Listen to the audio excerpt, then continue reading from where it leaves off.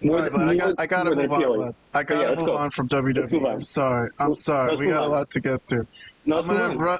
gonna run through some stuff from NXT. Okay. I know Robert's not here, but I'll summarize it to you just because I know you're a wrestling fan Sure. and you need to know what's going on in wrestling. But let me see. Give me 1 second. All right, so I got what's his name? Wesley talking shit. Trick Williams walks in the locker room. Wesley talking shit about him losing. Outhouse. Yo, it must sting knowing that Eddie's getting another opportunity. And then look at Wesley selling. He can't get up for the whole rest of the segment. and then Wesley had a match with Dion Lennox, and he's got like the cheek, the slap print on his cheek throughout the whole match.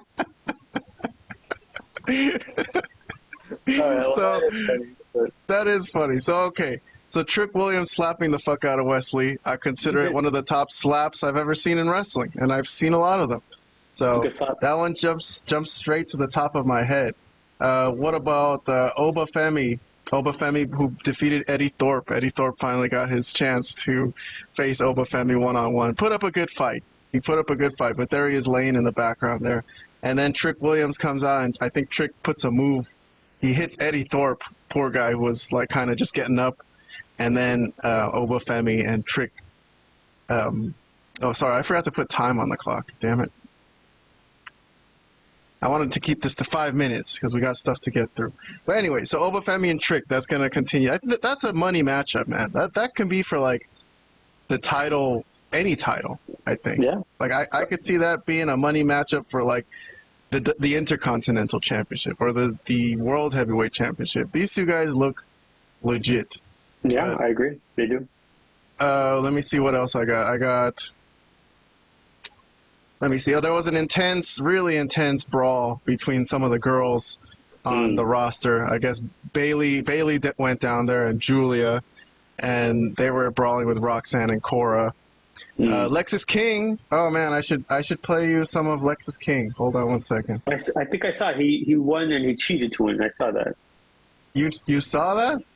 Well, I was kind of flipping through it myself. I didn't watch it all the way through, but What are you doing watching NXT, Vlad? You're not allowed.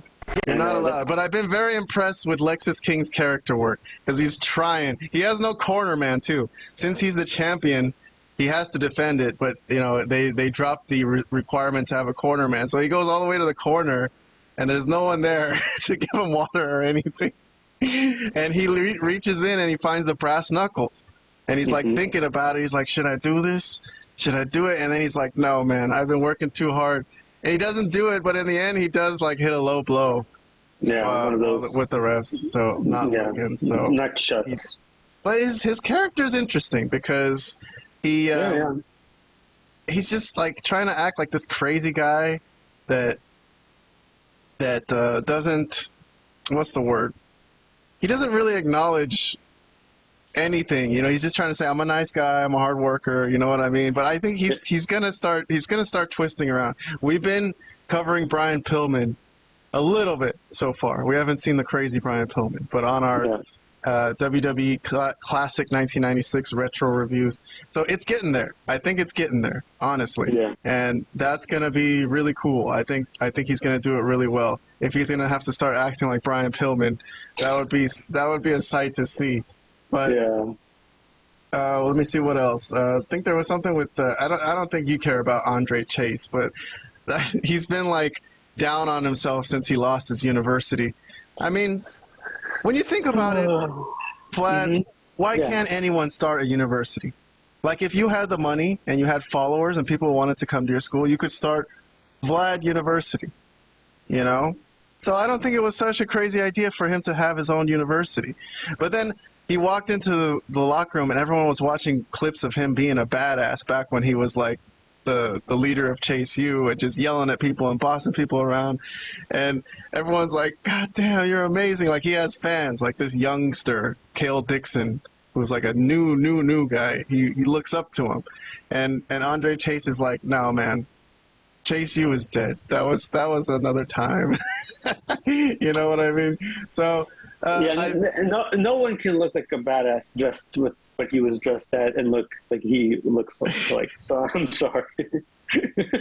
He is maybe the last. That would be the last thing I would think of when I see this guy is badass. But anyway, I'll let you continue. I will mention one last thing, an interesting thing that I am seeing recurring often is when like this brawl started between these baby faces and heel women. That when they went to commercial break, they kind of continued. They just kept fighting, and then they follow it through the commercial, through the picture-in-picture. I've been noticing that happen a lot. Like the other day, Stephanie Vaquer, she got attacked by somebody, and then throughout the commercial break, she was looking all in the back for Fallon Henley. You know what I mean? So it's interesting that the show's kind of nonstop sometimes. Like they don't really stop, even when they go to commercials. But that's good. That's good writing. But anyways, that's my NXT review for you, Vlad.